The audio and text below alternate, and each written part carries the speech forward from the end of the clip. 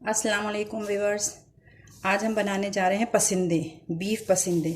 उसके लिए मैंने गोश्त को, बीफ को इस तरह, इस शेप में और इतना थिक, ये जो है मैंने काट के, तकरीबन ये आधा किलो पसंदे हैं, इनको इस तरह काटा। उसके बाद इसमें 2 टेबल स्पून पिसा हुआ कच्चा पपीता पीस के मिला दिया।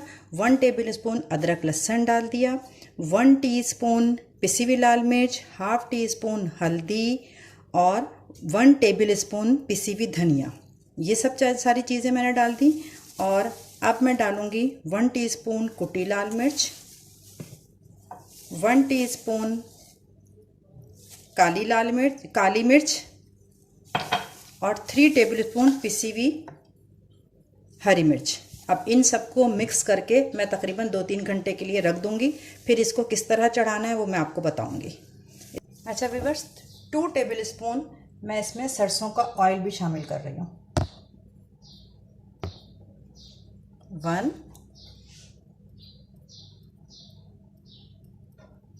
और 2 टेबल स्पून ये सरसों का ऑयल शामिल कर दिया। और अब हम इसको मैरिनेट होने के लिए 3 से 4 घंटे तो रखना ज़रूरी है बिल्कुल। और अगर आप ओवरनाइट रखना चाहें तो वो भी कर सकती हैं, ये सब इतना करके, और इसको फ्रिज में रख दें।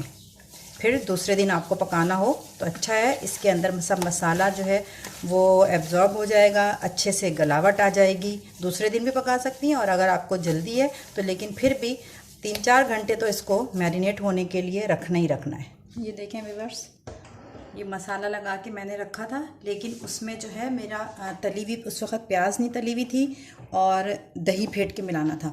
अगर उस वक़्त मतलब कि पपीता और अदरक लहसुन के लिए तो इसको 3 से 4 घंटे चाहिए, लेकिन अगर कुछ मसाले ऐसे हैं जैसे आपके पास ब्राउन की भी प्याज अभी नहीं है तो आप 1-2 घंटे बाद भी मिला सकते हैं। तो मेरे पास उस वक़्त ब्राउन की भी प्याज नहीं थी तो मैंने बाद में ब्राउन की है, तो ये मैं अभी डाल रही हूँ। तकरीबन 2 घंटे तो हो गए इसको, ये पपीता और सारे मसाले लगे हुए। अब मैंने 3 मीडियम साइज़ प्याज लेके ब्राउन करके उसको चूरा कर लिया, वो मैं डालूँगी इसमें। 1 2 3 4 टेबल स्पून बनता है। और इसमें 4 टेबल स्पून जो है दही डालूँगी, फिटी हुई। इसको भी मिला के रख दूँगी।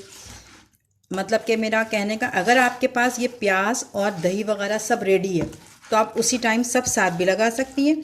लेकिन अगर आपको प्याज ब्राउन करने में अभी टाइम है और देर लगेगी तो आप कम से कम पपीता, अदरक लहसुन और सारे मसाले मिला के तो आप रख दें 3 से 4 घंटे के लिए। जैसे अब 2 घंटे हो गए, अब 2 घंटे बाद मैंने फिर प्याज, मेरा हाथ खाली हुआ तो मैंने प्याज लाल की और दही ली। तो अब मैंने इसमें प्याज और दही मंगा दी। तो इसका मतलब ये हुआ कि साथ लगाना चाहें तो साथ भी लगा सकते हैं, नहीं है तो आप 1-2 घंटे के बाद भी प्याज और दही शामिल कर सकती हैं। इससे इसके टेस्ट में और गलावट में कोई फ़र्क नहीं पड़ेगा। पपीता और अदरक लहसुन तो लगा हुआ है ही, तो लिहाजा इसका मैरिनेशन तो स्टार्ट हो गई है और इसकी गलावट भी शुरू हो गई है। अब ये मैंने प्याज और दही भी लगा के रख दिया है, और जिस ऑयल में मैंने प्याज लाल की थी उसी ऑयल में मैं इसको चढ़ाऊंगी। ठीक है, अभी 2 घंटे हो गए, अभी 2 घंटे मैं और रखूंगी, मेरे पास टाइम है इतना। ये देखिए व्यूअर्स, अभी जिस ऑयल में मैंने प्याज ब्राउन की थी उसी ऑयल को गरम, इसमें इसको मैरिनेट हुए तकरीबन 5 घंटे हो गए हैं, और जिस ऑयल में मैंने प्याज ब्राउन की थी उसी को हल्का सा दोबारा गरम किया, और दोबारा गरम करके और ये सारी चीज़ें जो हैं, ये जो मैरिनेशन रखी हुई थी हमने करके, इसको थोड़ा सा चलाएंगे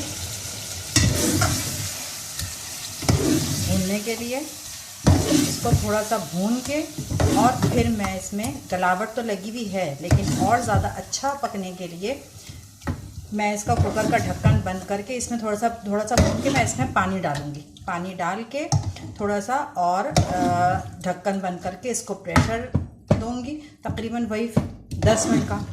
वैसे सादा गोश्त होता है तो 15 मिनट्स, लेकिन क्योंकि इसमें 4-5 घंटे से पपीता लगा हुआ है इसलिए मैं 10 मिनट का इसे प्रेशर दूँगी।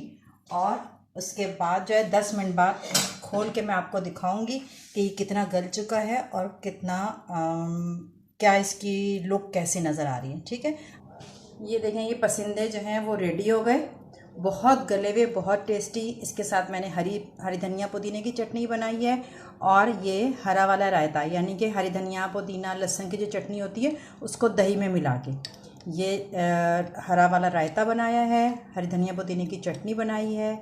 और इसके साथ ये पराठों के साथ खाएं या बाज़ार की बनी हुई जो चपाती होती है उसके साथ भी बहुत ही टेस्ट देता है। मैंने इसको चखा है, बहुत मज़े का है, बहुत मज़े का।